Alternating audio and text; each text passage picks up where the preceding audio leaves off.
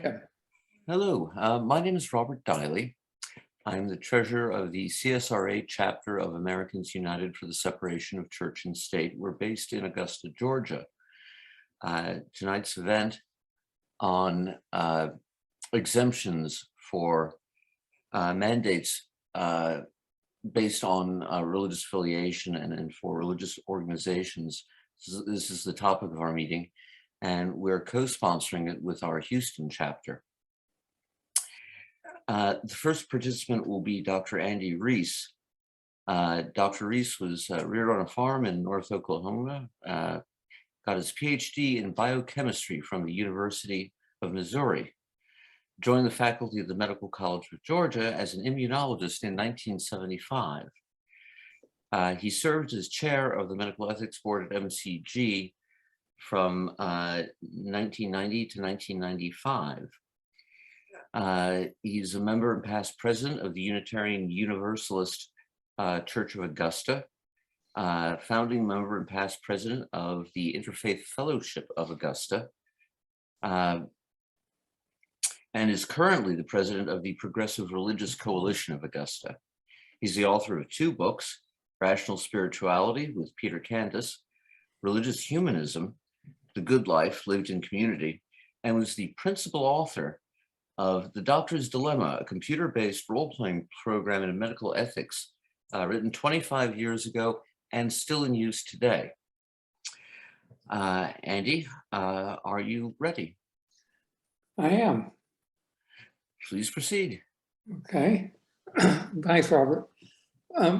Ethics is concerned with how to live a good life.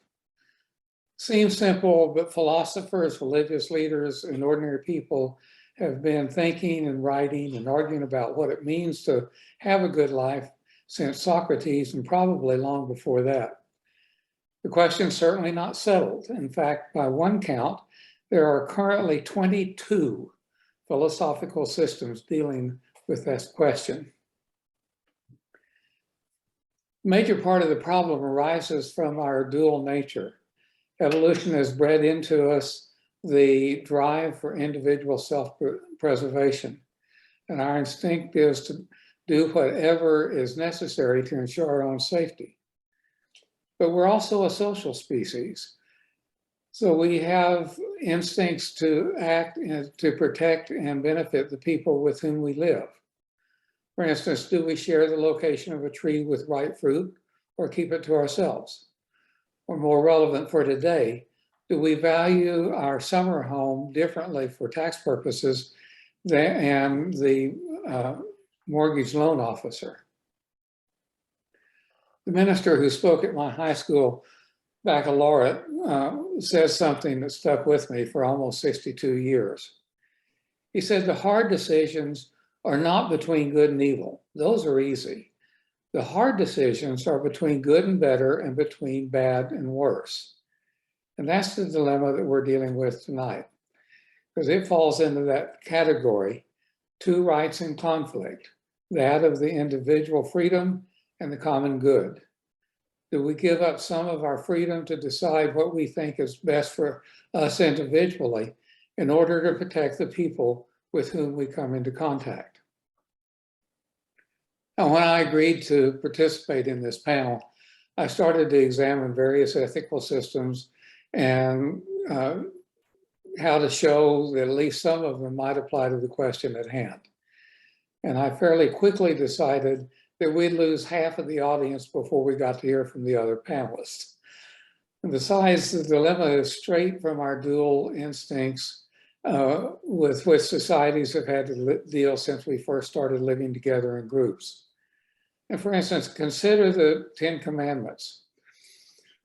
Except for the parts dealing with our relationship with God, they're all about making it possible to live together peacefully.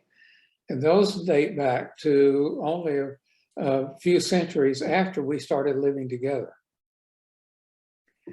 Question of religious exemption is a subset of the ethics of public health mandates.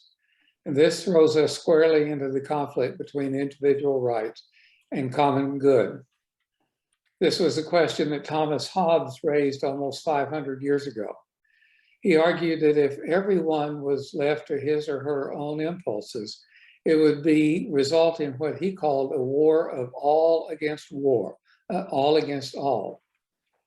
To prevent that, people have agreed to give up some of their freedom to the state in return for the state enforcing the laws that protects our bodies and property.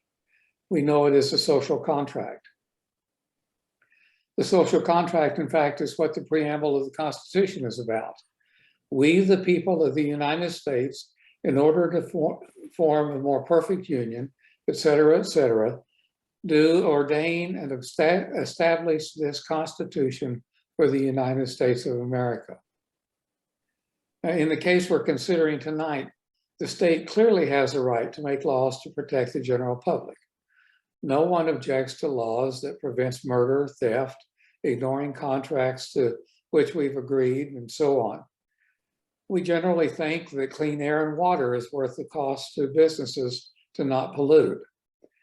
In this country, that state's right to make such laws is reinforced by the fact that we, the people, have elected the lawmakers to protect our interests. So what is it that's special about religions that should absolve them from the responsibility of following laws designed for the public good? It comes from the denial by some religions, or at least some religious groups, that they are not bound by the social contract. They claim they follow a higher law, that of God, which supersedes man-made laws. To be technical about it, it's a form of deontological ethics called divine command theory. Thus, gathering in community to worship and participate in sacred rites are more important than adhering to restrictions on the size of gatherings indoors. Religious people may argue the sanctity of a person's body, which was made in the image of God, and cannot be violated by injecting something into it that they think may harm it. Besides, some people may think that God will protect them since they are following what they believe is what God wants them to do. Now, as Robert said, I grew up on a farm in Oklahoma. And I remember as a teenager, there was a meeting of an area-wide church group of which I was the president in a town about 20 miles away. It was a snowy, blustery night, and my mother didn't want me to go. But I said it would be all right. God wouldn't let anything happen to me since I was doing his business. Now, I don't think I really believed that even at the time, but it was an argument with which my mother couldn't argue, and I really wanted to go to the meeting. In several cases, the state has decided that the right to follow the religious leaders or what religious leaders or individuals decide is the divine command is not absolute. Basically, you can't use religion to inflict harm or needless suffering on other people or animals. You can't beat children or sexually abuse others. You can't force people outside of your religion to follow the practices of your religion, for instance, dietary restrictions. If you're in a business serving the public, you can't use personal religious beliefs to refuse service to individuals who don't share those beliefs. You can't use religion to escape paying taxes or fees. As has been said, your freedom to swing your fist ends at the tip of my nose. The members of religious organizations who refuse to follow public mandates about vaccines, masks, and physical distancing don't live in isolation. They interact with the general public, which makes them susceptible to infection. They serve as a reservoir for the disease, both for spreading it back into the public spaces and for new variants to arise. Now, religions generally discourage people from acting selfishly and encourage them to act for the common good. Now, I'll let you decide which applies in this case. As Robert said in the introduction, I was asked to be on this panel because of my background in medical ethics. The cardinal rule for physicians is, first of all, do no harm. And that seems to me to be a good starting point for all of us. Do no harm in dealing with other people organizations, or the environment. Thank you. Robert, back to you. Thank you very much, Dr. Cooke, for your comments. For those with questions, we will have a question and answer session after the speakers are finished. And now to our next panelist, Dr. Jose Vazquez. He is Chief of the Division of Infectious Disease and Professor of Medicine at the Medical College of Georgia. He joined MCG in August 2013. Prior to this, he was Professor of Medicine at Wayne State University, in Detroit. Henry Ford Hospital and Medical System in Detroit, Michigan. Additionally, he is currently the Chief of Antimicrobial Stewardship Program at AU Health Hospital and Chair of the Biomedical Board. Dr. Vazquez earned his medical degree from Universidad Católica Madre y Maestra in Santiago, Dominican Republic, Sciences, Chicago Medical School. Afterwards, Dr. Vazquez completed an infectious disease fellowship at Wayne State University, School of Medicine, Detroit, Michigan. He is board certified in internal medicine and infectious diseases. He has been the principal investigator in over 100 clinical trials. Dr. Vazquez, are you ready to proceed? I'm ready to proceed. Thank you very much for the introduction. So thank you very much and welcome everyone. It's a pleasure to be here.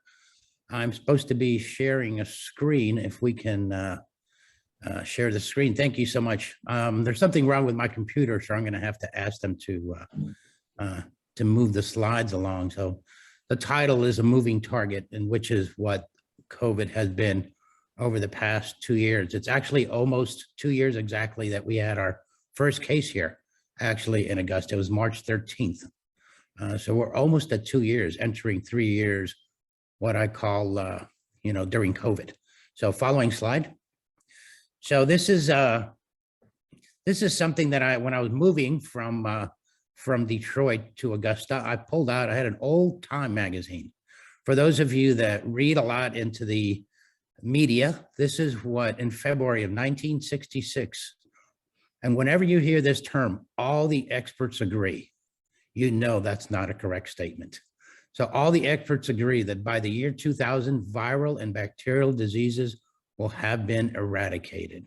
What an amazing comment from Time magazine in February of 1966. We are far from that. On the contrary, we have more viruses, we have more bacteria, we have more fungi. Following slide. So what I'd like to do is just give you a brief overview, really globally, of epidemics, pandemics, and man. And certainly they go way, way back, right? Back to the, actually back to the almost the beginning of time. The story of epidemics and the story of humanity have been intertwined for many, many millennia. Plague, as a matter of fact, is Latin for plaga, which is to strike a blow that wounds. So the entire civilization and world history has been impacted. It's important to know, and something that we have, this general fear, or this fear from viruses, from bacteria, of the invisible organisms that actually produce damage and can kill you. So we have this ancestral fear, if you will, against infectious diseases. One of the reasons I went into infectious diseases. The following. So timeline of pandemics. Going back to, I'll show you where we are. We are on the right lower corner there, where we see coronavirus, 2019 to the present. Compare that to some of the pandemics that we've had going back to the 12 and 1300s. Certainly everybody's aware of the bubonic plague or the Black Death that eradicated more than 200 million individuals, recognizing that back in the 1400s, we did not have 7.5 billion human beings on the planet. We have a lot fewer than that. So you can imagine what the toll was to humanity back then. Smallpox, back in the 1500s, you can see 50 million. The Spanish flu, which we frequently associate with coronavirus, in the range of 40 to 50 million. And that was just exactly 100 years ago. The plague of Justinian, as I mentioned, going way back. HIV and AIDS, certainly to the present. in the present. So for many, many years, as a matter of fact, if you go down to the other ones, about every 10 years, we actually have either an epidemic or a pandemic. The last one that we had, although a lot of people don't remember, is the pandemic from Zika virus. If you recall, that wasn't that long ago that affected the entire world, or Ebola, which continues to affect many African countries at this point in time. So humanity has been exposed to infectious diseases and plagues, pandemics and epidemics for many, many, many years. Following slide. So a couple of the risk factors that I think we need to be aware of as far as COVID is concerned. Certainly everybody's aware of high BMIs or obesity above the age of 70 years of age. Matter of fact, over 3/4 of the deaths that we've seen in COVID are in adults above the age of 30. So you hear me state about the fact that in protecting the older adult is probably key. Something that some areas have done well, others have not. Nursing homes, certainly everybody's aware of the mortality and morbidity. Certainly we've heard about the issues that have problems in New York. Now we're starting to hear about nursing home problems that they're having or that they had in Michigan. Serious heart disease, anybody who's immune suppressed, diabetes, chronic kidney disease, liver disease, one that a lot of people don't realize, and this is a study that we're just about to publish, is the fact that those that live in rural areas versus urban areas have much, much higher rates of morbidity and mortality, not only to COVID, certainly COVID is the one we studied, but amazingly enough to many diseases. And the reason for that is they don't go to the doctor very much. They don't read the newspapers very much, and they don't get to the hospital until they're very, very sick. So following slide. So this is something that a lot of people don't realize, fatality rate by age, and this was actually taken straight from the CDC in a presentation they had, but it's important to note the survival rate, and where everybody's pushing now the vaccines in kids, right? So 0 to 19, you can see the fatality rate. So the survival rate in the 20 and below, 99.997%. Even in the 20 to 49 year age group, you can see the survival rate of 99.98%.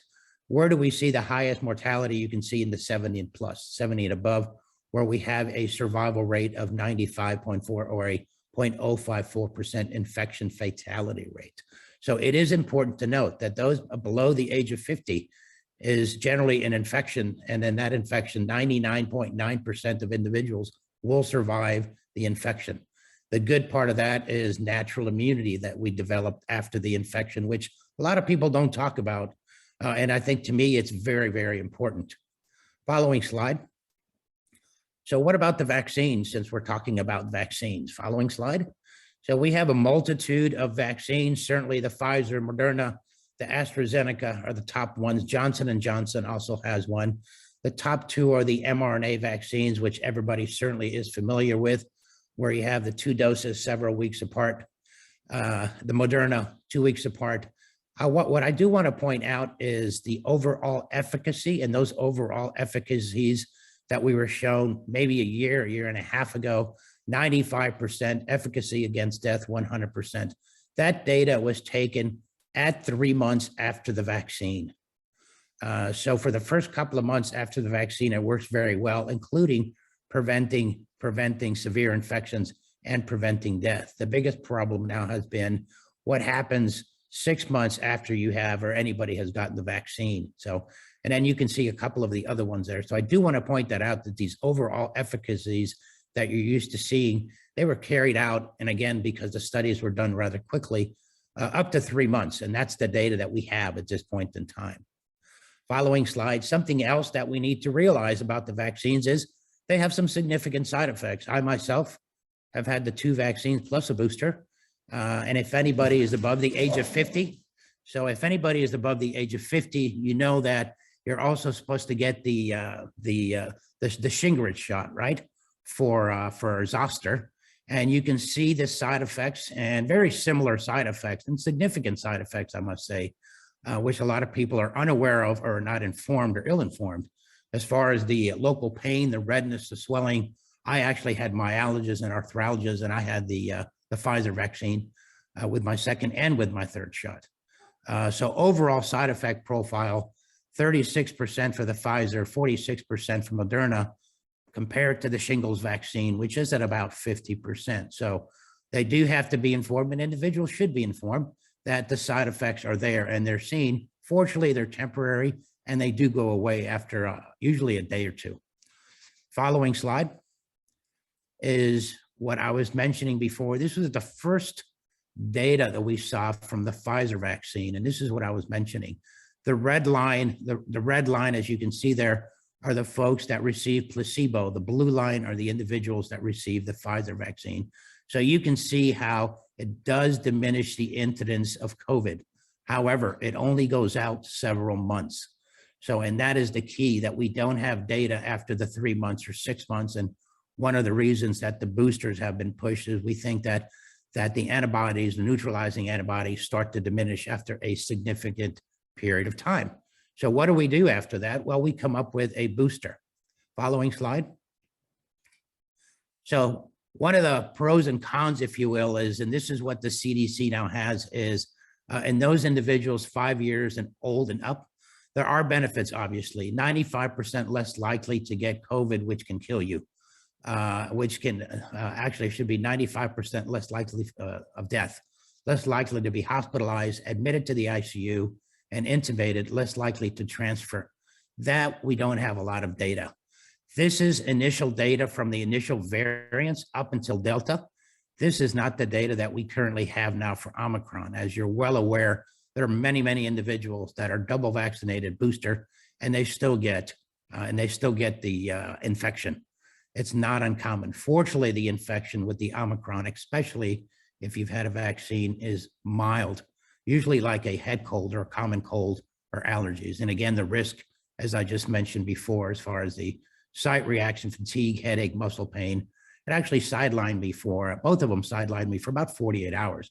So, and I was actually one of the first ones in Augusta to get the Pfizer vaccine on television, hoping to spur the individuals to get the vaccine. Following slide. This is something that I pulled out. This is, look at the date, February 3rd, 1920. These are the precautions against the Spanish flu, influenza. As you can see there, avoid persons with coughs and cold. Avoid common drinking cups. Do not expectorate promiscuously. In the past, people used to expectorate on the street in front of everybody. It was not a big deal. Do not stand close to another person while conversing, and do not talk directly at them. Discharges from the mouth are disseminated while talking. Avoid poorly ventilated rooms and see that the living and sleeping quarters are well ventilated. Avoid crowds, especially within doors. Spend as much time as possible in the open, especially in the sunshine. And the last one is something my mother used to tell me, and grandmother, is dress warmly and avoid wet feet. So I'm not sure what the wet feet come from, but nonetheless. So if you look at all those guidelines, pretty much everything that we were supposed to be doing for the COVID back in March of 2020 or taken straight from the Spanish flu, influenza. Not a lot of differences there if you can take a look at it. So this is amazing, back from 1920. Next slide. So finally, the other thing that we have to be, and this is something that I really like to point out, is very important, what I call the unintended consequences of COVID. So to me, when I'm practicing medicine, it is a biopsychosocial individual. So we take care of the biological aspect of it, psychological aspect of it, and sociological aspect of it. Well, everybody's focused on the biological aspect of it with the vaccines, the antibodies, the pills that we have available. We have completely forgotten the other part. So on the following slide, a couple of the areas that we really have falling into is psychological, specifically the increase in suicides that we're seeing more so in kids actually than adults.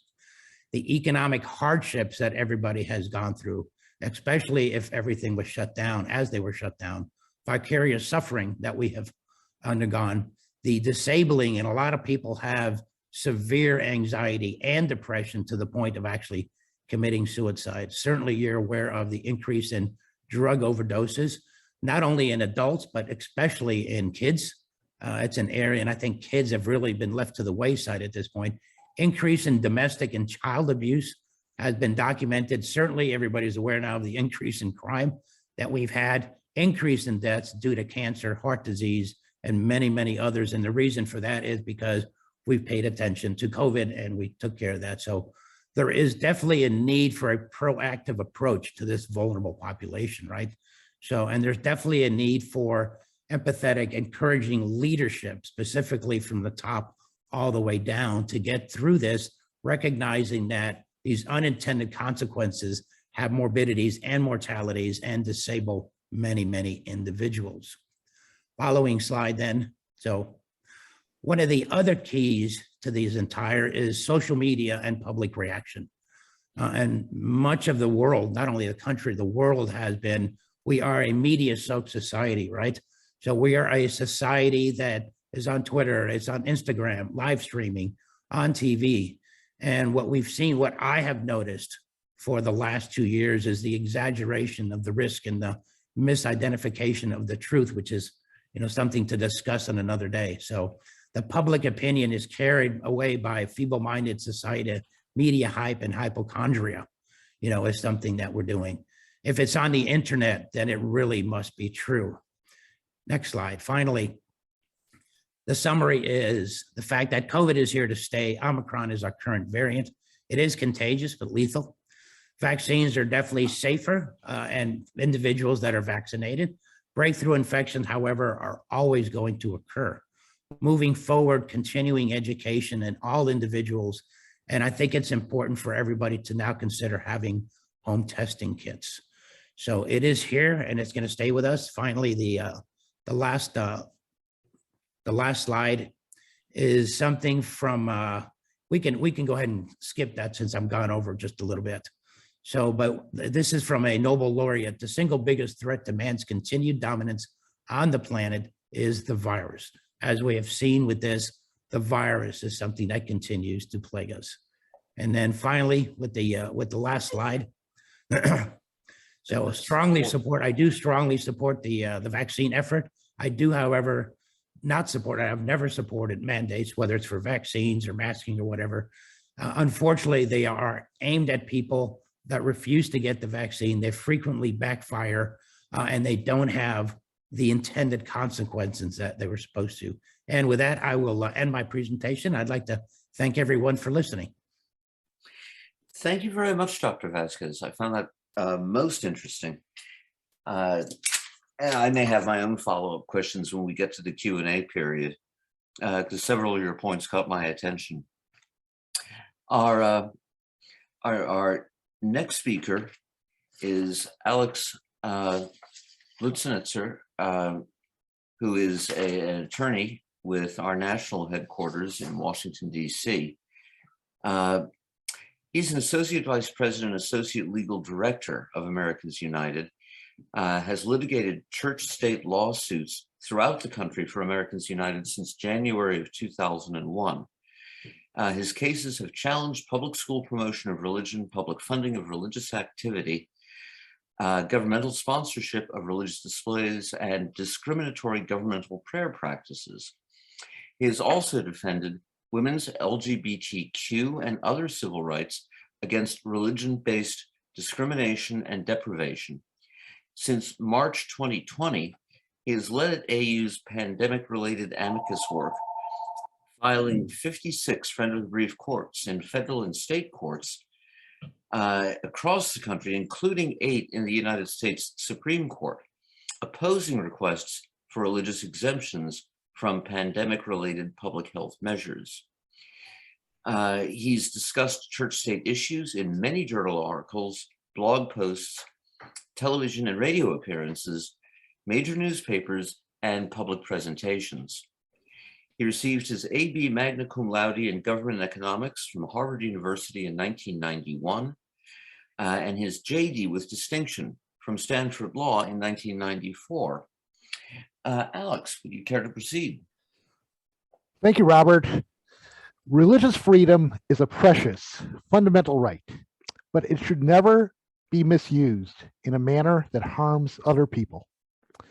Unfortunately, precisely that kind of harm has resulted from scores of lawsuits seeking religious exemptions from public health measures designed to reduce death and illness from COVID-19.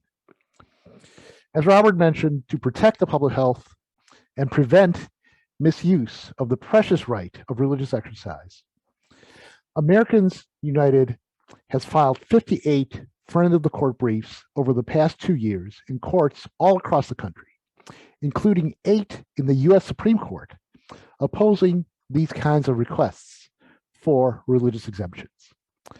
Religion-based challenges have been brought against 4 types of public health measures since the pandemic started nearly 2 years ago.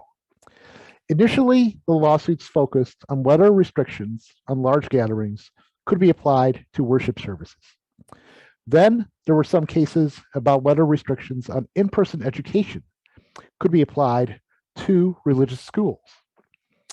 A third set of cases deals with whether mask requirements must have religious exemptions. And most recently, there has been a wave of cases seeking religious exemptions from vaccination requirements. I'll talk about each of these 4 kinds of cases in turn.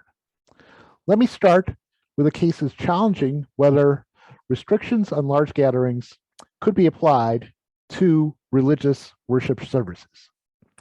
When the pandemic began, the main tool that states used to combat it was to limit the size of gatherings. Large gatherings have been responsible for a substantial proportion of COVID-19 infections. And unfortunately, there have been numerous COVID-19 outbreaks in America, some involving many hundreds of infections that have been traced to worship services.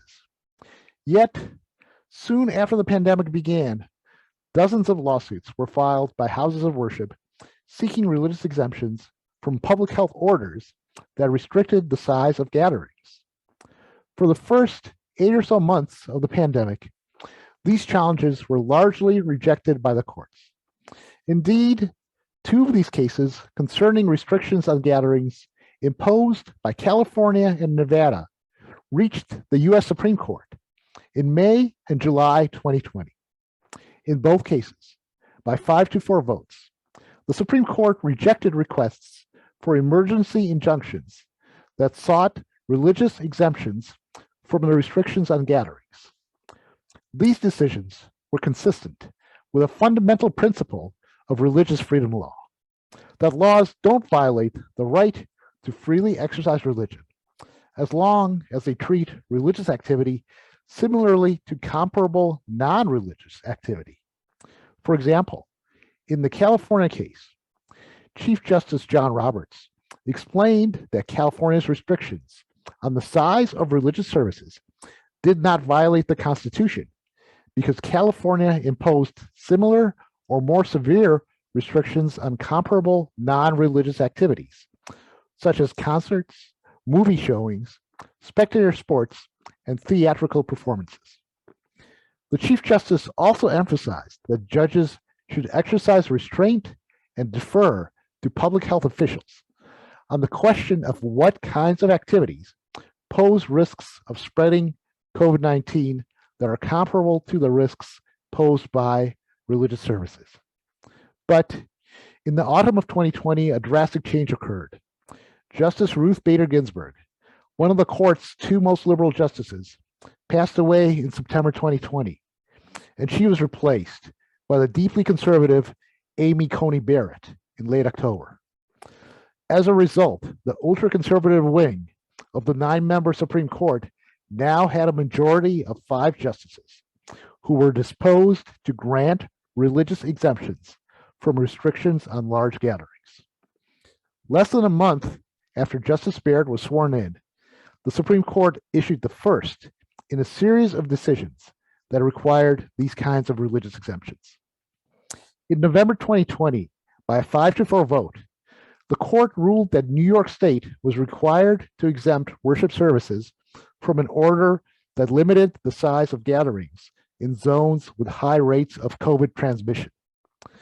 The court did so even though New York had restricted religious services less than analogous activities or places, including non-religious gatherings, concerts, live theater, spectator sports, indoor dining, gyms, and salons.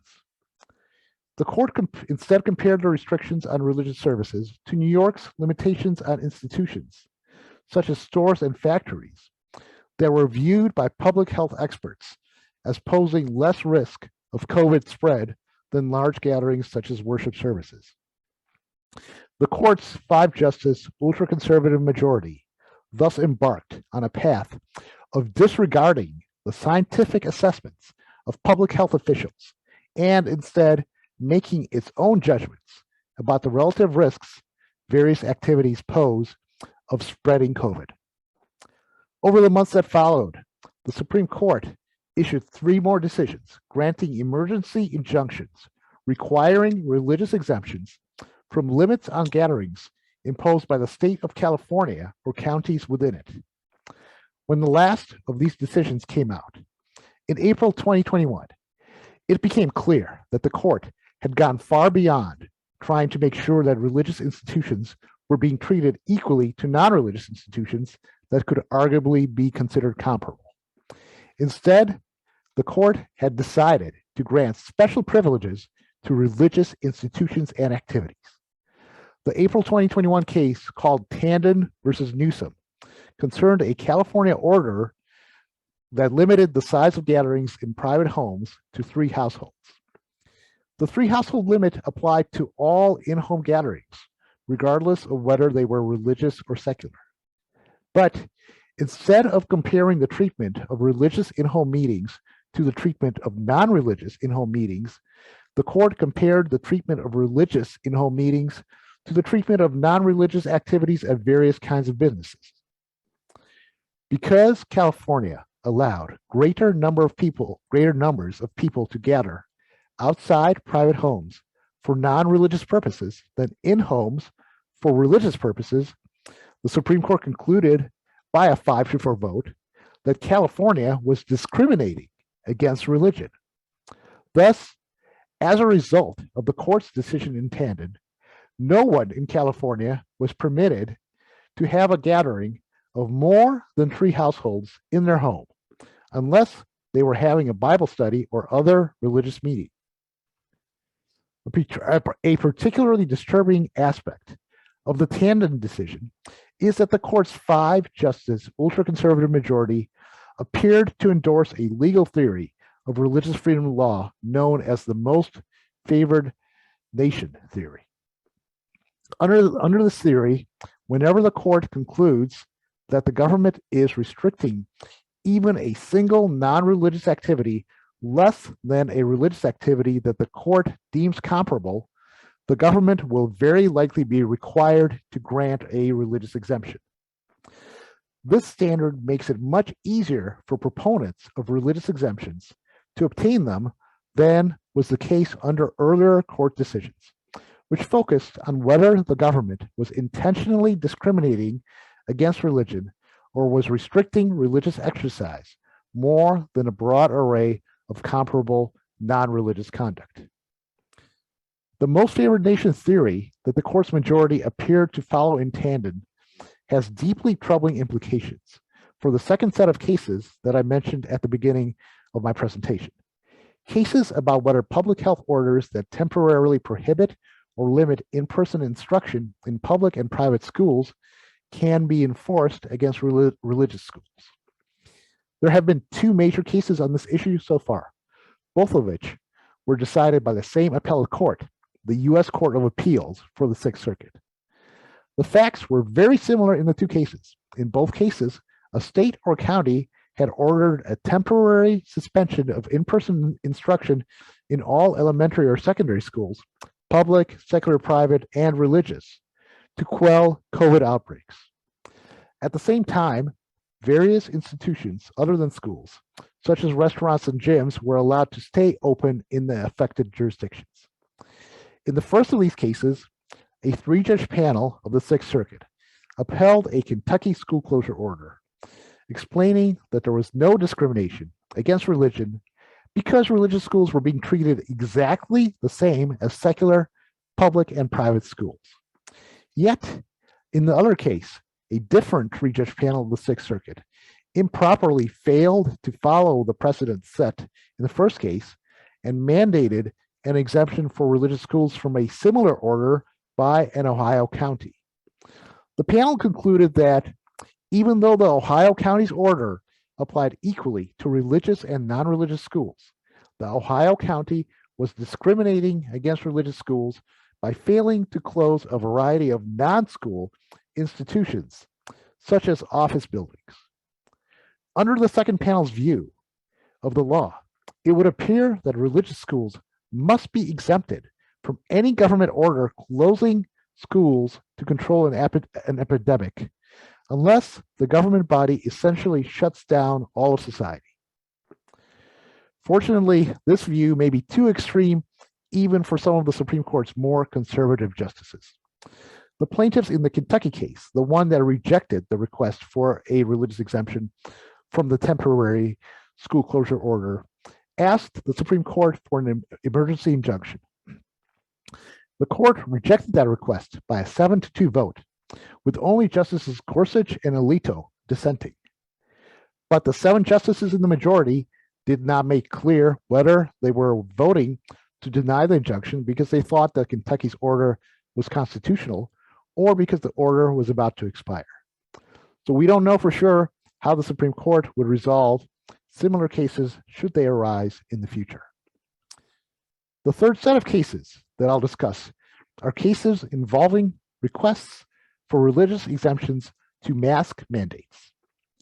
These kinds of challenges have thus far, for the most part, been largely unsuccessful.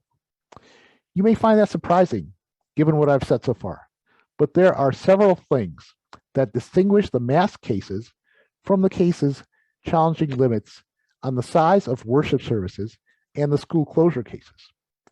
In the mask cases, there is no serious argument that people are being entirely prevented from taking part in a core religious activity, such as in-person worship services or religious education. In some of the mask cases, the reasons given by the plaintiffs for not wanting to wear a mask are not truly religious or do not appear to be sincerely religious. Some of the challenged mask orders already provide limited religious exemptions. For example, they may allow temporary removal of a mask for the purposes of a religious ritual, and the plaintiffs are viewed by courts as overreaching and seeking broader exemptions. Also, the non-religious exemptions contained in mask orders are typically for activities of short duration, such as eating. So plaintiffs who claim to have a religious objection to wearing a mask at any time are not able to identify a non-religious exemption comparable to the religious one they want. And thus, they can't make a strong argument of discrimination against religion, even under the recent Supreme Court decisions that have made it much easier for religious objectors to obtain religious exemptions. Finally, let me turn to what I suspect many of you are most interested in hearing about right now, which is the cases concerning vaccination mandates. Over the last few months, there has been an explosion in litigation over vaccination mandates, and numerous lawsuits have been filed seeking religious exemptions from them. Although the Supreme Court recently blocked a Biden administration regulation that required large employers to mandate vaccination, that decision did not involve religious freedom arguments and was based on a conclusion that the administration lacked statutory authority to issue the regulation. For the most part, thus far, the cases seeking religious exemptions from vaccination mandates have not succeeded. The Supreme Court has twice rejected, by 6-3 votes, requests for emergency injunctions to require religious exemptions from state vaccination mandates for healthcare workers. The court has also taken no action for more than a month on a request for an emergency injunction to require a religious exemption from a California school district's vaccination mandate for students, which suggests that the request is unlikely to be granted, given how long they have failed to act.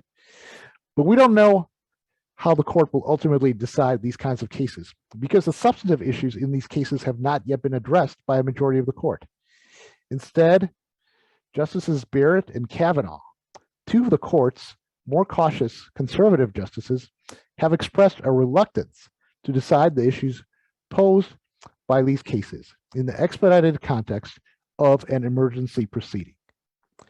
The key issue in religion-based challenges to government-imposed vaccination mandates has often been whether the fact that those mandates contain a medical exemption means that a religious exemption must be offered as well. Under the Supreme Court's recent decisions, if a law has a non-religious exemption that undermines the interests served by the law as much as or more than a religious exemption would, then a religious exemption is very likely required. But as the federal appellate courts that have considered these kinds of cases thus far have recognized, medical exemptions to vaccination mandates do not pose the same type of threat to the state interests underlying vaccination mandates that religious exemptions do. That is so for two main reasons. First, the state interest supporting vaccination mandates is protecting people's health. Instead of undermining that interest, medical exemptions advance it. Medical exemptions protect the health of people who cannot be vaccinated because of a medical condition, such as an allergy to the vaccine. On the other hand, religious exemptions do not help protect the public health in any manner. Second, even if medical exemptions could be viewed as undermining the state interest in preventing the spread of contagious diseases, they do not do so to the same extent as religious exemptions. That's because religious exemptions are requested far more frequently than medical exemptions, both in the employment context and in the school context. Employers and educational institutions have typically reported requests for religious exemptions outnumbering requests for medical ones by ratios such as 5-to-1, 10-to-1, and even higher. Because religious exemptions are requested so much more often than medical ones, allowing them would pose a much greater threat than medical exemptions to the state interest in preventing the spread of infections. And that threat is magnified by a phenomenon known as clustering. Religious objections to vaccination mandates tend to be particularly frequent in certain communities. In those kinds of communities, requiring religious exemptions to vaccination mandates would create an especially high risk of disease outbreaks. In fact, in recent years, several states have repealed the religious exemptions from their school vaccination laws, principally because of measles outbreaks that have resulted in localities where religious objectors cluster. Indeed, if the Supreme Court ultimately decides that religious exemptions from vaccination mandates are required whenever there is a medical exemption, that would inflict serious, long-lasting harm against efforts to control communicable diseases. Such a ruling would effectively require religious exemptions from all vaccination mandates because virtually all vaccination mandates contain medical exemptions. And because requests for religious exemptions are so much more frequent than requests for medical exemptions, it will become much more difficult to attain vaccination levels high enough to provide herd immunity against dangerous diseases. Let us hope that the Supreme Court never countenances such harmful misuse of the right to freely exercise religion. Thank you, Robert. Let me turn it over to you so you can introduce our final speaker, Andy Cooke.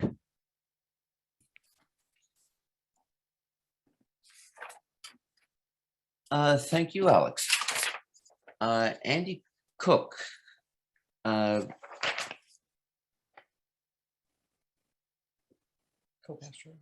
Andy Cooke is the co-pastor of Covenant Presbyterian Church in Augusta, Georgia. An ordained minister in the Presbyterian Church, Andy has served various roles in congregations and collegiate campus ministry over the past 20 years, as well as leadership roles in the ascending judicatories of the denomination. He studied at the University of Georgia, earning an AB in religion, Princeton Theological Seminary with a Master's of Divinity, and the University of St. Andrews Postgraduate Fellowship. He's currently enrolled in the Doctor of Ministry program at Austin Presbyterian Theological Seminary. Reverend Cooke, are you ready? Yes, thank you, Robert. It's a pleasure to be here with everyone tonight, and it's a joy to be among so many esteemed people, and I'm grateful that y'all would let me join your ranks. The question for the night is, should there be religious exemptions for public health requirements? And we've heard responses to that question of should there be religious exemptions from a constitutional or a law perspective, from a medical perspective, from an ethical perspective. These are all perspectives that I think we frequently hear, but not so much from a theological perspective. And I appreciate the invitation to come and speak from a theological perspective. I certainly have legal or medical or ethical opinions, but I know that I'm not here to speak to those in the same way as the theological ones. I want to say first that I can't speak definitively for all religious groups, and I can probably only speak marginally for just some Christian groups. Certainly, I can come closer to speaking for Presbyterians as a Presbyterian myself. And I'll say just very quickly that theologically, as a Presbyterian, I do not require an exemption for public health requirements. Presbyterians throughout the world and across the span of history have had interactions with government in different ways, even imposed government on people while remaining true to their values and to their faith. And a mandated public health requirement, while it might cause a constitutional or a medical issue, would certainly not cause a theological issue for me or for most people in my tradition, I would imagine, unless it overturned the teachings in our scriptures. There's a few things I want to share with you about how public health policy might intersect Christian faith. The first thing from our tradition is this word that we use sometimes called Adiaphora. It's a Greek word which means things indifferent. And so we talk about things that are not spoken of in our scriptures, things that God does not address as adiaphora. It's an indifferent thing. It doesn't really matter what we do one way or the other. And so a lot of public health things, I think, fall under that umbrella. Seatbelt use, for instance, is not something that is spoken of at any point in the Bible. It's not something that is in any of our confessions or in any of our polity. And so we don't talk about seatbelt use in our faith, and we don't protest it when we have to get in a church van and go somewhere and put on our seatbelts. We just do that because it's the law. Our faith does talk about feeding the hungry or visiting people in prison or caring for the sick. And so why deal with something that God does not address and have a big fight over that when we have certain directives from God already? I would say that that we have in our faith a directive to love your neighbor. And so anything that we can do to love neighbor is something that we lean on heavily. And I think that public health concerns really play into loving your neighbor, and things that we would do, restrictions that we would even impose on ourselves, or done so out of a love for neighbor and those around us. And the opposite is true. If we neglect things that could improve the state of our neighbors, simple things sometimes, like not gathering or wearing a mask, then we might choose to do that. One part of scripture that we've leaned on heavily in the pandemic is a teaching from the Apostle Paul in his letter to the Corinthians. In 1 Corinthians chapter 8, there's this discussion among the church at Corinth a long time ago about people among them who were eating meat that had been sacrificed in a different religious practice to an idol. And the teaching, of course, was that it's okay to eat that meat. It doesn't hurt, doesn't harm your faith in any way. But Paul says that if it does bother someone, that you should abstain from doing it. And so even though it's okay to eat meat, if this person really has an issue with eating meat that has been sacrificed to idols, then you should not do it. And we come back to that over and over again over the course of the last 2 years, because there are people in our community that have a diversity of perspectives. Some may firmly believe that masks are useless, and others may firmly believe that everyone should have an N95 mask on all the time, even outside. And so we tend to look at that and say, even if you think that it is not something that we need to do, if this other person feels like it is, then can you do that? And so we tend not to have as many arguments around the science of a thing. And 2 years in, I can't imagine that there's an argument that anyone hasn't heard. And it kind of amazes me that we haven't settled as a society certain scientific things at this point, but I don't feel like we're going to. But we can make a theological argument and say that we're going to care for others and reference that scripture in 1 Corinthians. I do want to take a second, though, to say that there are some groups out there like Jehovah's Witnesses or Christian Scientists who for years have had a long history of theological expression through medical abstention. And I think that it's important to pay attention to certain groups that have those histories. I used to be a hospital chaplain in Philadelphia, and it was one of my jobs to find out people's religious preferences and to advocate for them to a certain extent, I should say. To a reasonable extent, perhaps, if that's possible. But most resistance that we are seeing today to what has happened with our current public health crisis, I don't think is theological.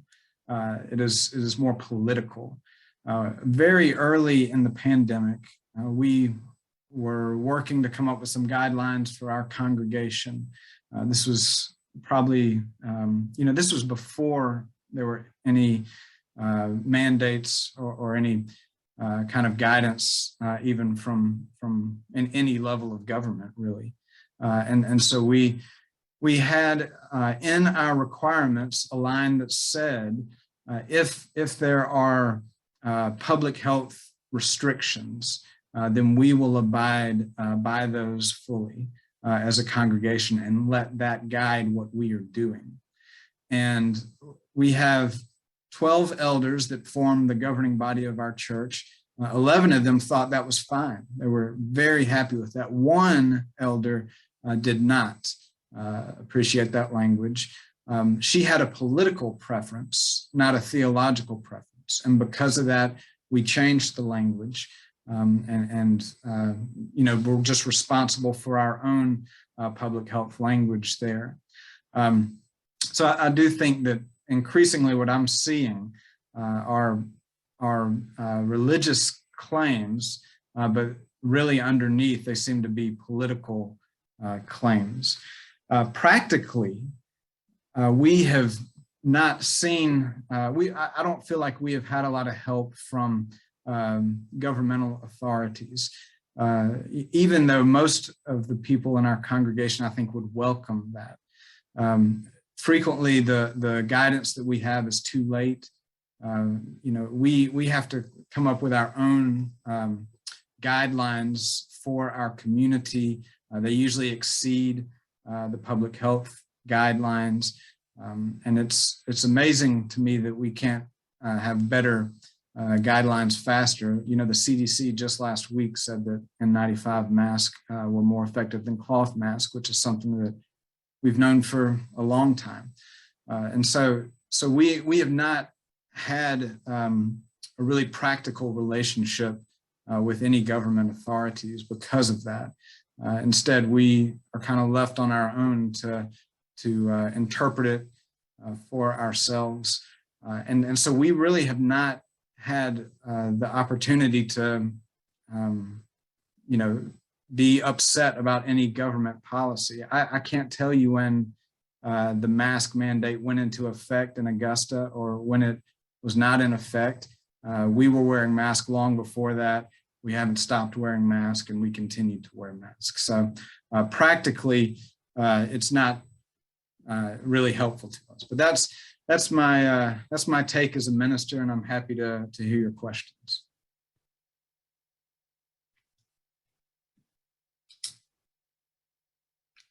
Thank you very much, Reverend Cooke. That was a very interesting talk.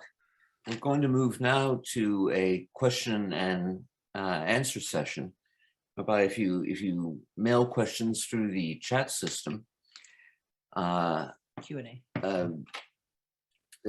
That's our Q&A system.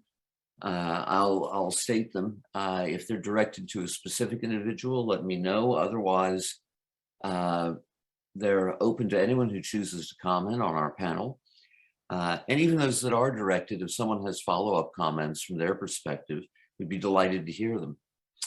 So if we're ready, we'll begin now. Our first question is from Ashley Cordell of Augusta, Georgia. And she asks, where do you believe bodily autonomy begins and ends? Are you familiar with the Baby S case?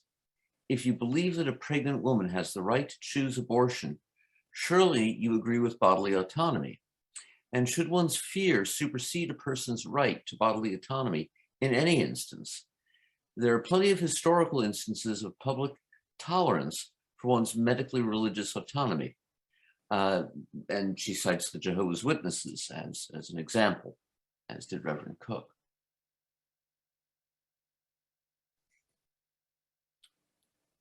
And if you'd like to speak to that? Well,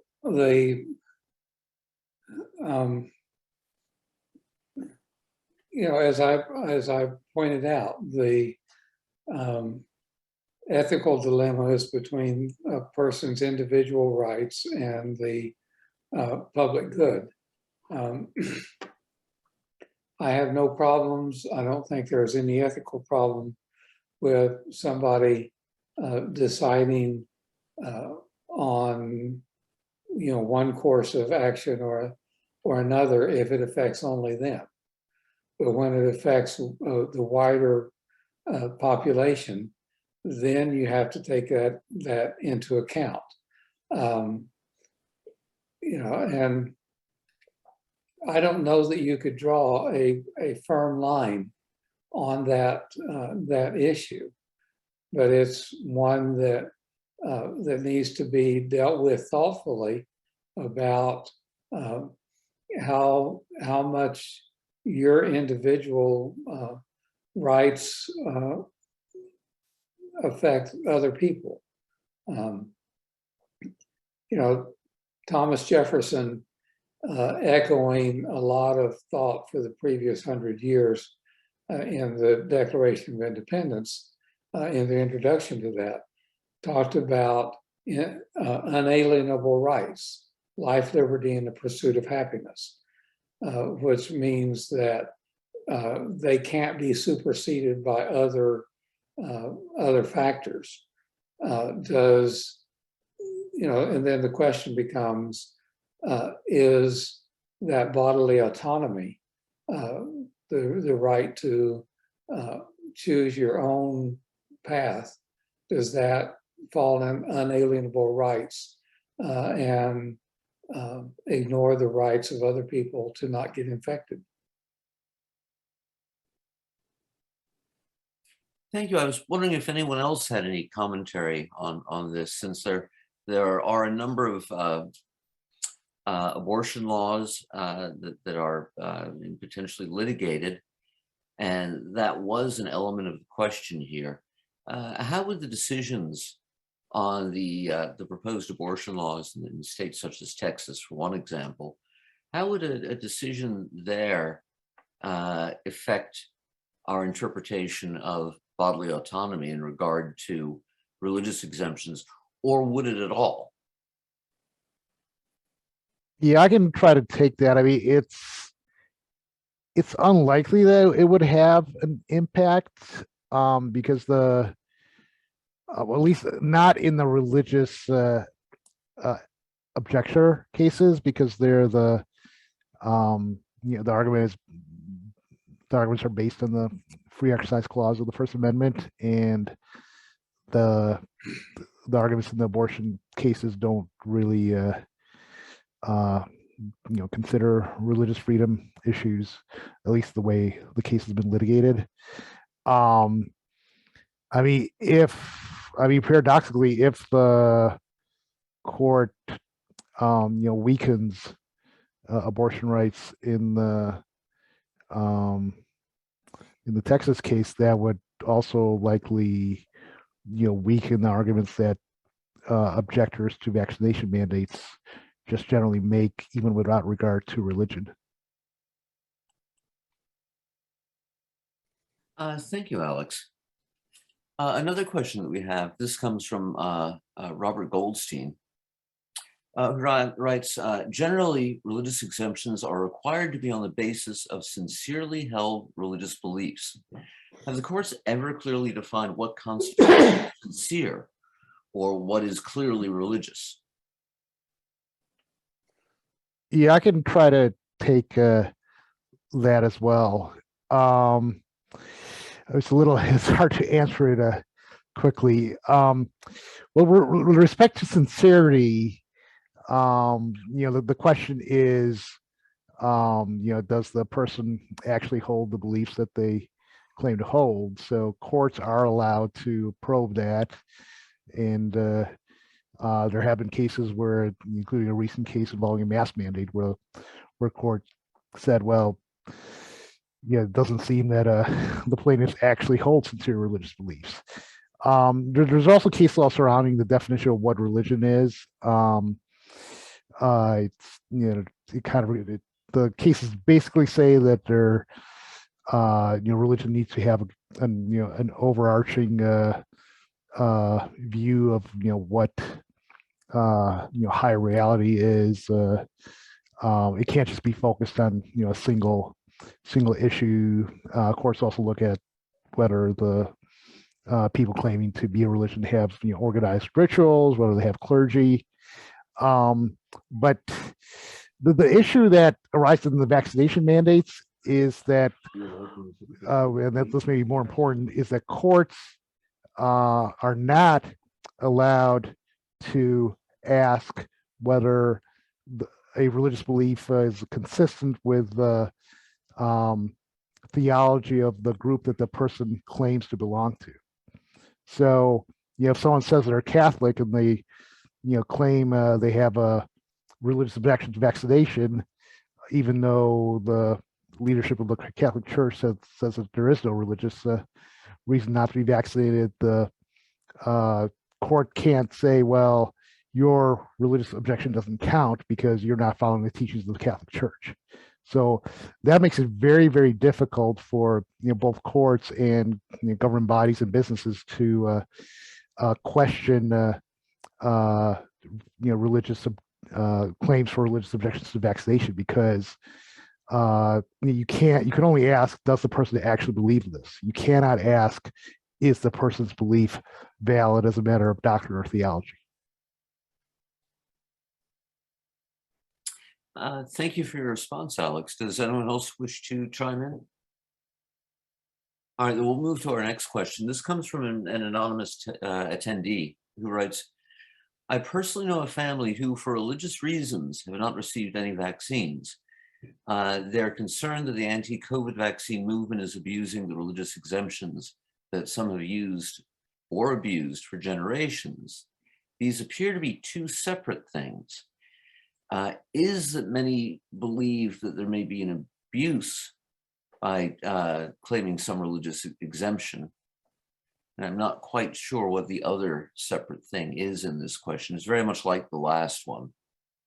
But does anyone wish to have to add something on the basis of this formulation?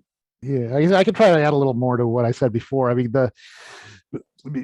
there's a lot of people who believe that most people who are making religious objections to vaccination right now don't really have a true religious objection, that they're just politically or philosophically object to the vaccination, and they're using religion as a cover or misusing it. And that's one reason why as I mentioned before, there are so many more manyfold by ratio 5, 10, or even 20 to 1 requests for religious exemptions being made relative to medical exemptions, to businesses, to in schools, and so on. So Actually, is informed consent possible in the absence of long-term data? All right, thank you very much. I have another question from Ashley Cordell. It's short but interesting. Is informed consent possible in the absence of long-term data? Dr. I'm Vazquez? if I'm the theological person here, I mean, is informed consent ever possible? If you're really taking a long view.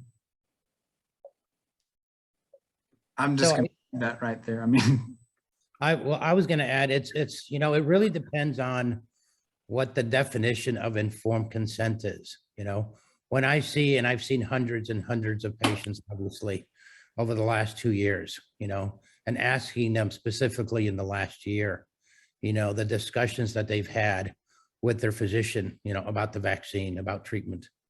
And that's essentially an informed consent, right? Because our role, our duty as a physician is to give them their pros, specifically of the vaccine, and then the cons. And the cons is obviously, one is there are side effects, but those are temporary.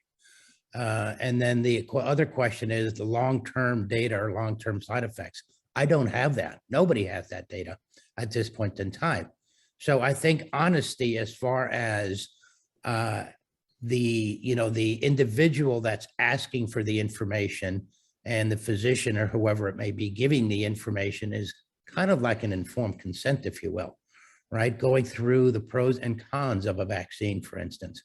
Just to give you an example, we were on the religious exemptions, and I've had many, when I've asked patients, and one of the latest ones that I received was a patient who was admitted with COVID.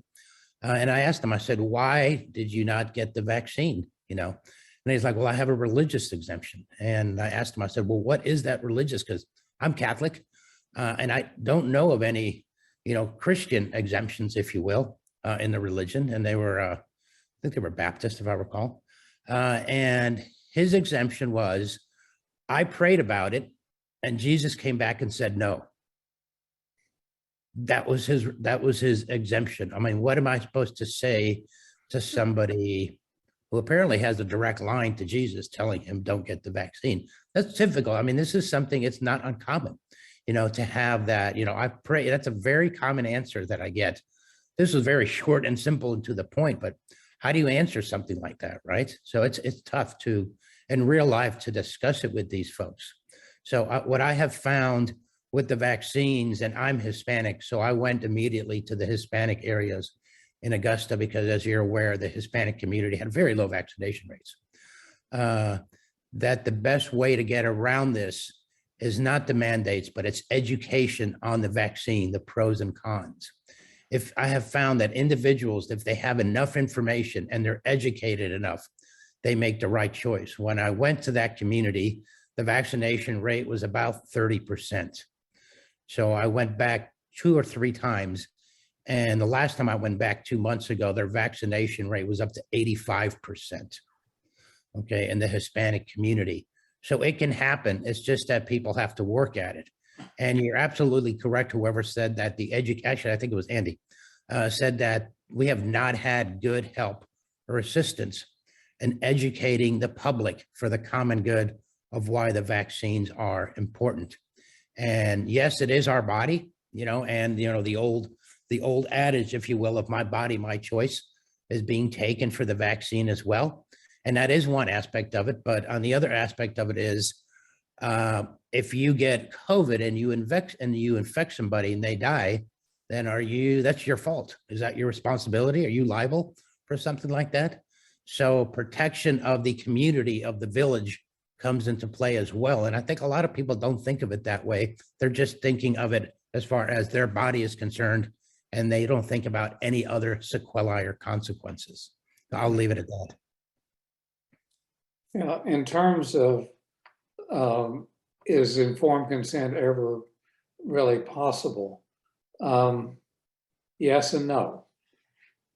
we seldom have complete information when we're making difficult or complex decisions. So we have to make the decision on the basis of the information that we have at the time.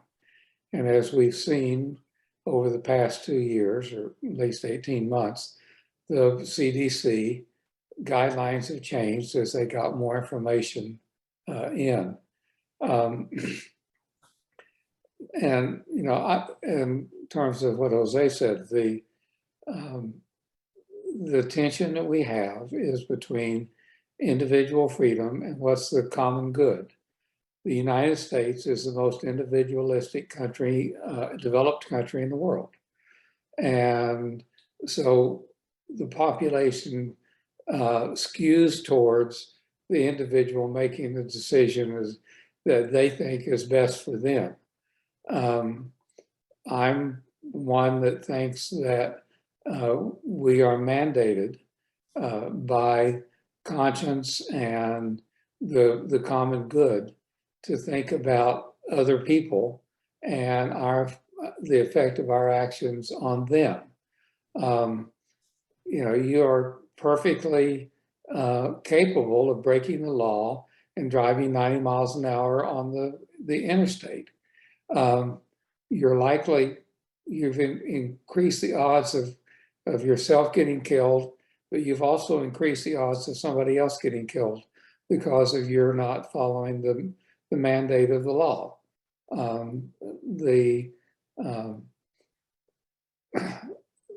It's harder to trace that one individual's not taking the vaccine was responsible for another person getting sick and dying from it.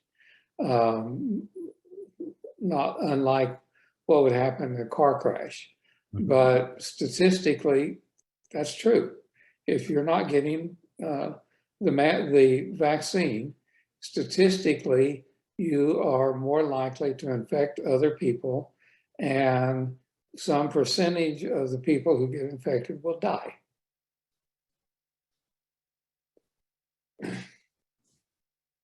Well, thank you very much, both of you. We will continue the question and answer period, but this is running a while, and I know some people have to leave. I would like to give now Nancy Friedman, the president of our Houston chapter, a chance to make a few comments. Nancy, are you ready? Well, maybe I'm not. Now I am. Hello, everyone. I am Nancy Friedman, president of the Houston chapter. I want to first thank everybody who participated, all of the panelists who participated, for a very interesting discussion about a very important and timely topic.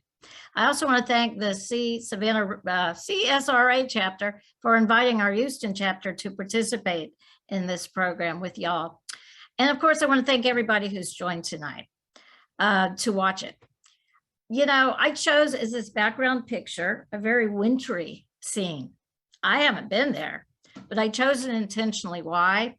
Because not just because a cold, windy front has blown through Houston tonight, but because, as AU's leader, Rachel Lazar, said just 2 days ago, a chill wind blows through separation of church and state. I'm going to tell you just 3 brief examples of what happened in the last 7 days, and all of them involve the Supreme Court. Last Friday, the Supreme Court decided to take a case. Actually, it's an Americans United case, I'm proud to say, where AU represents a public school district that's being sued by a high school football coach that stopped him from leading his football players in public prayer immediately after a football game or football games at the 50-yard line. Now, the school district acted to protect its students' religious freedom. The district knew what he was doing was unconstitutional, and that a school official cannot sponsor or endorse school prayer.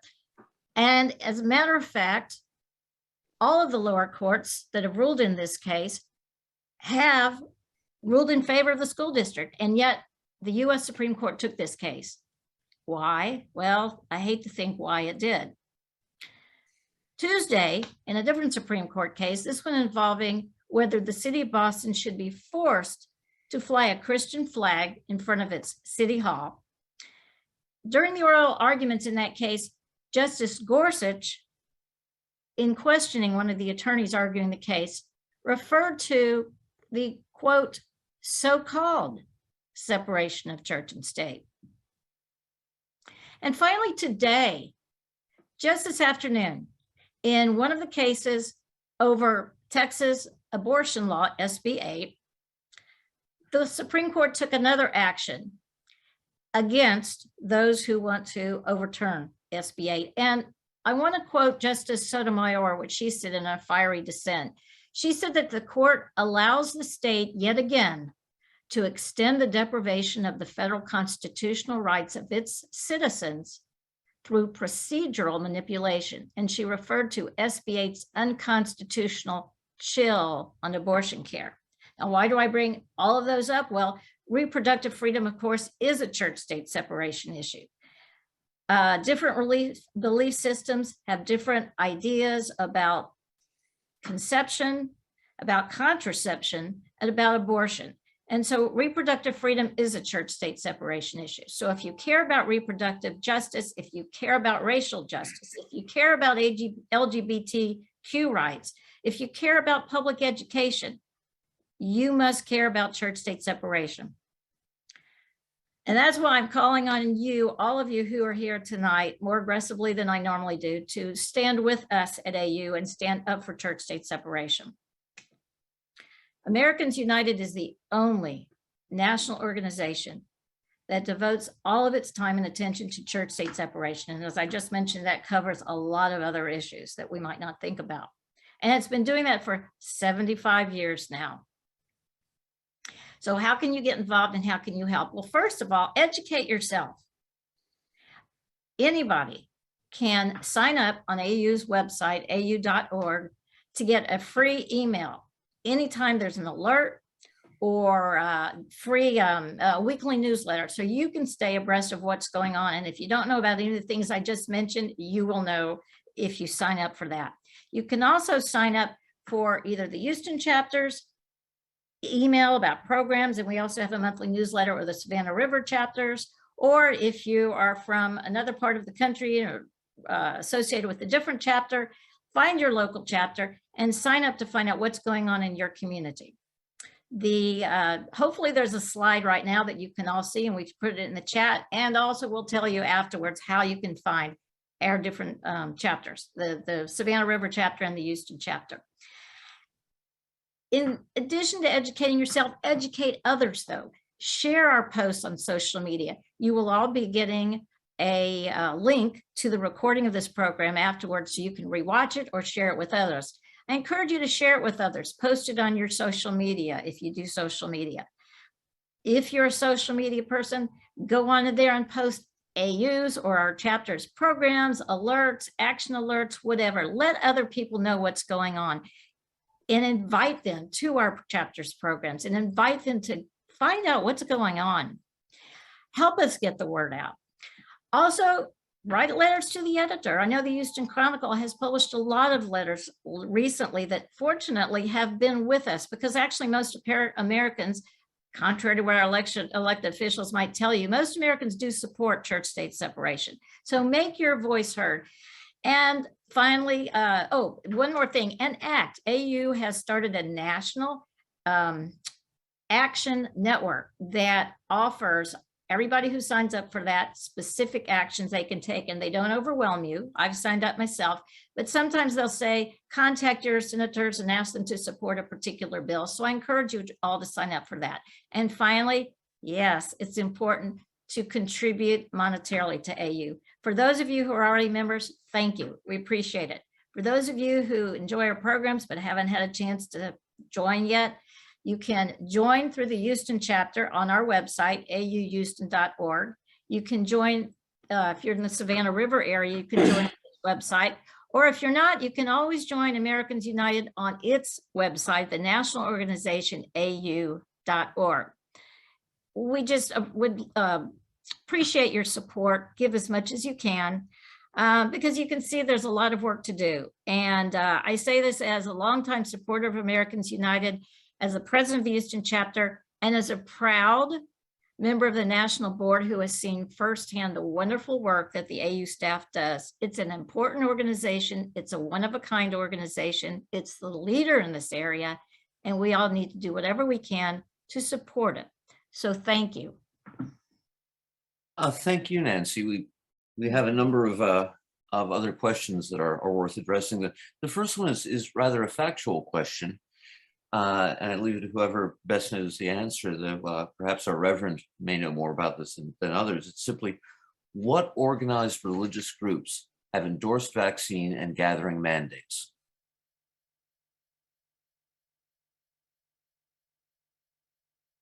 It sounds like someone's asking about a comprehensive list, which I know of no such list. Well, I think examples would be sufficient. Yeah, I can tell you that, well, for many of our Protestants in this country, they don't have the kind of government that allows them to do that. They have a congregational government, and then there's those that are what we might call Episcopal governments that have bishops and such, and they could have mandates of that sort. In the Presbyterian Church, we're kind of a hybrid, and I can speak more to our experience. We have had legal briefs sent to us detailing our ability to require vaccination among staff, and you know, what kind of problems that might create, you know, but also we've been told very clearly that we can do that by our regional or national body. In terms of gatherings, in our polity, the local session of the congregation, the elders, the 12 elders that I spoke of earlier, they're the ones that make the decision for when and where and how worship is held. So nationally, our national body is not permitted to tell local congregations if they can gather or not. They can only give advice, and then the local congregation makes their own decision. You know, the Unitarian Universalists are a congregational governing, but our national organization has strongly recommended that we follow the CDC guidelines about meetings and masks and vaccination and whatever. Okay, thank you for your answers to that. From Eamon Fadl, we have a question specifically directed to Dr. Vazquez. And he asks, it says, the US conception of rights is mostly negative, meaning that government is prohibited from doing certain practices. Positive rights, such as the right to healthcare or quality education, are not a feature of our system. Is it fair to say that the US has failed to deal with the COVID-19 pandemic, as well as nations such as China, Japan, Cuba, and South Korea, which emphasize positive rights more than negative rights? So that is a loaded question, right? So let me just say that I have not heard it called a positive right or a negative right. We obviously have a very different healthcare system than most of the world, with the private insurances and those that are uninsured that are covered, versus countries like China, Japan, Cuba, and South Korea, and actually Canada, and I mean many others that have the universal healthcare. I think in general, and I'm just speaking now of this pandemic, the United States has actually done a really good job in one sense as far as dealing with COVID throughout the pandemic. Could it have been better? Absolutely, it could have been better. I think what would have been better is if the United States would have had a pandemic plan in place That has been the biggest problem that we've had, not only here, but in the United States. I don't think anybody in the world has actually done a good job throughout the pandemic. And certainly, if the situation was different, it would have been a lot better if we would have had more support, not only from the federal government, but also from the state and local governments, which is, I think, where we have fallen, specifically in those individuals that do not have health care or don't go to healthcare. As I mentioned before, the individuals in the rural area that are poor and don't have health care certainly do a lot worse than those that do not. I would disagree with, in one particular case. I think New Zealand has done a superb job. Well, I guess it depends on, New Zealand has been locked down for 2 years. And Yeah. So here's my big issue with the pandemic. From the beginning, we have been shooting for zero COVID. You hear about that. And obviously that is an impossibility. Right. That's what New Zealand and Australia, by the way, we're doing. And Australia and New Zealand's vaccination rates are 95%, somewhere in that realm. Right. If you look at their COVID rates now, they're higher than the rest of the world. And they're an island and they shut down. So I'm not sure they did such a good job biologically. I think they have actually, as I said before, I care a lot about the unintended consequences in a lot of these countries that have completely shut down. And I think they have damaged their country by shutting down so severely. So I don't agree with that, but different opinions on what you're looking at. So this has been it's a tough, I've been dealing with this, for 2 years straight, and everybody has, obviously, but mine has been in my face, for 2 years straight. And for anybody that knows what's going on and where we're going, it's just fooling you, to say where we're going to be in a couple of months. Every time I think we're going to drop, we drop and then we come back up, with a new variant or something happens. So I think we have to realize that, and it's something that a lot of people have said is the virus will be the virus. Right? And the virus will do what the virus wants to do. Can we prevent some of it? Absolutely, we can prevent some of it. The problem, I think, has been communication and education of the entire world, if you will, has been very, very poor. And if we would have had some buy-in from a lot of individuals, it should have been better. We do know that the viruses mutate almost on a daily basis. So we only know of 6 variants, but there's probably 100 different mutants, viruses that are there. We don't know what the next one. We lucked out with Omicron, right? In a sense, because even though a lot of people are getting infected, it's very mild. I can tell you right now at the hospital, Augusta University, we have about 125 patients that have tested positive for COVID. However, of those 125, about 75 are there for non-COVID issues. They just happen to test positive. So in other words, they're in there giving birth and they test positive for COVID. They're in there because there's a gunshot wound or a stab wound and they test positive for COVID. So we are seeing a lot of COVID, but it's a lot of, and I hate to say mild, or sometimes even asymptomatic COVID. So we've kind of lucked out in that respect with this one because it behaves like a virus wants to behave, right? It behaves to infect everybody, but not to kill the individual. Viruses don't like to kill their host because then they cannot continue to proliferate. So this is what, this is the virus history. Well, thank you, Dr. Vazquez. I'm taking another question from Ashley Cordell, who writes, Hebrews 10:25 states, "Let us not neglect to meet together," as a clear directive. Should the government ever force churches to close, and I'll expand that a little bit on her behalf, or restrict attendance?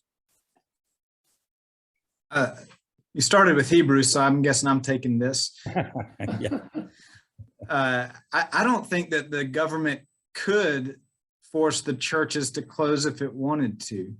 I think that you could restrict the way that they meet, but there are many creative churches out there that did some really interesting things during the pandemic, everything from, drive-in movie theater type worship to moving online when they had never done that before, TV, radio, meeting outside. And so, no, I don't think that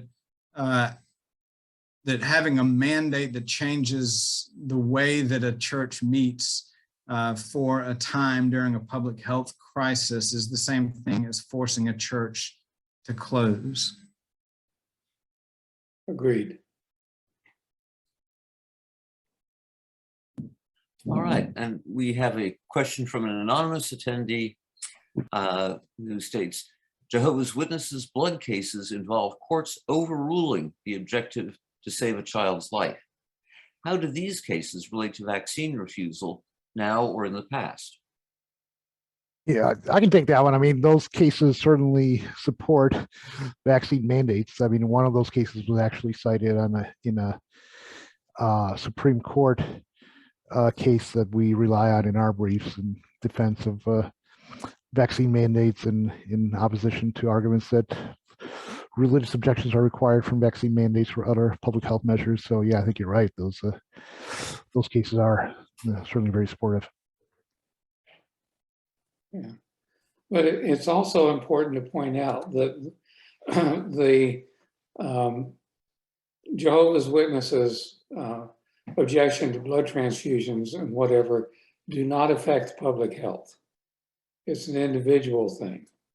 So it's a huge difference.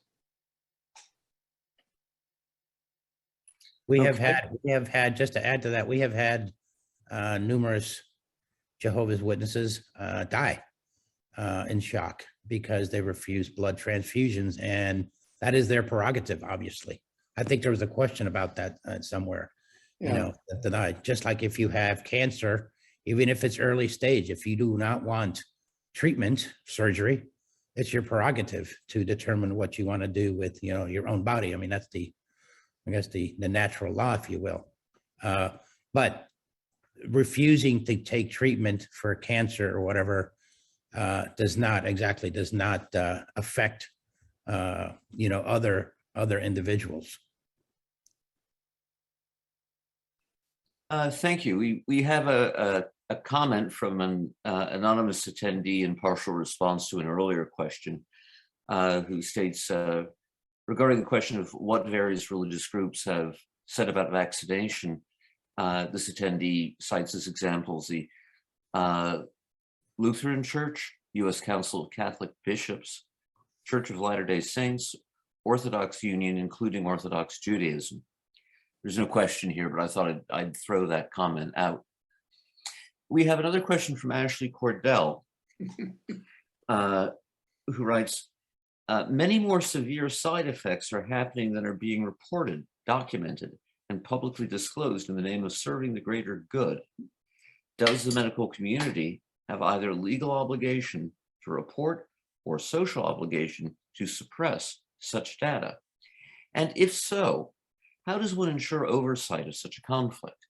Suppression of contradictory data has been greatly limited, which has eroded public trust.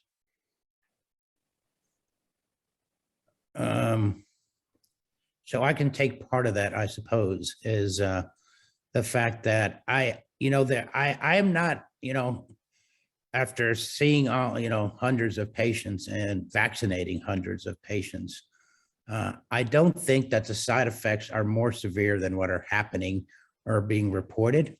If you rely on the CDC's website, the VERS website, that's a very poor website to pull up side effects because not everything is reported. And as far as that's concerned, they should be documented and they should be disclosed. And I know that Pfizer and Moderna actually are setting up committees to evaluate not only the short-term side effects, but long-term side effects of their vaccines. That's underway as we speak. The question, does the medical community have legal obligation to report or social? I think certainly for me, morally and socially, certainly if I knew that the vaccines were producing really severe side effects, For instance, Moderna, I really try to avoid Moderna in kids because there definitely has been cases of myocarditis and cardiac disease. So I prefer the Pfizer vaccine in that setting. So I think the important part to this is we should have better oversight, and we definitely should have improved oversight in the pharmaceutical industry as far as these side effects. And it should be individuals that are not connected to pharma, right? That are doing some of this side effect. Suppression of contradictory data is certainly something that is horrible. It does occur on occasion. It doesn't occur very often. And I've been publishing in the medical literature for 30 some years. So on occasion it does. And I have done over 100, probably closer to 150 clinical trials. Not all of them have positive data.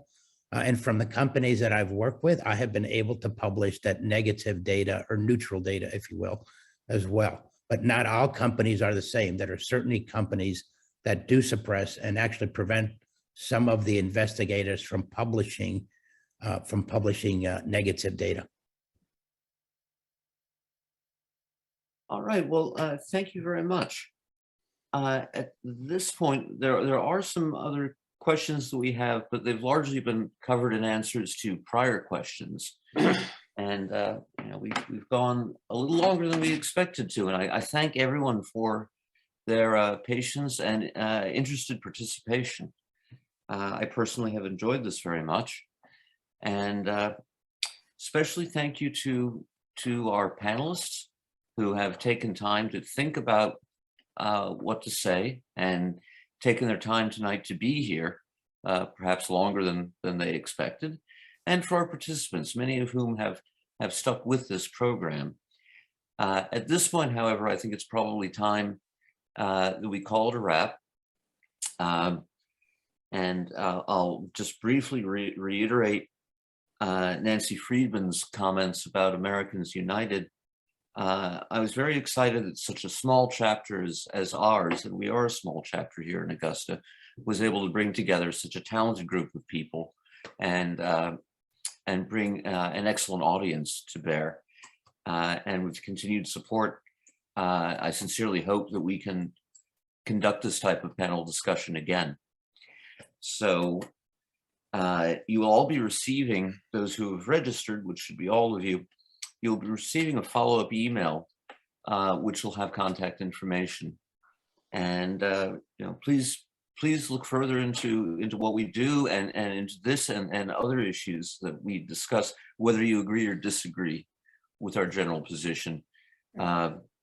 Personally, I disagree with myself about several of the multiple answers that I give to some of our questions because I see them two ways and I can't make up my mind. Our principles can lead to two different conclusions. But before wittering on at further length, I wish you all a very, very good evening. And I thank our attendees especially too. This would be a pointless event without you. Good night, all.